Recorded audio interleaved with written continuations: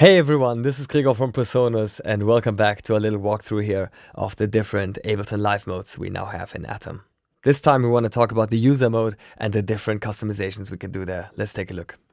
To enter user mode on your Atom, simply press here on the editor page. As soon as you've done that, all of the available knobs and pads can be freely assigned in Ableton Live.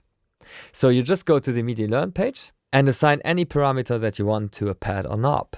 In my case, I'm gonna go for capture, a recording feature that I really like.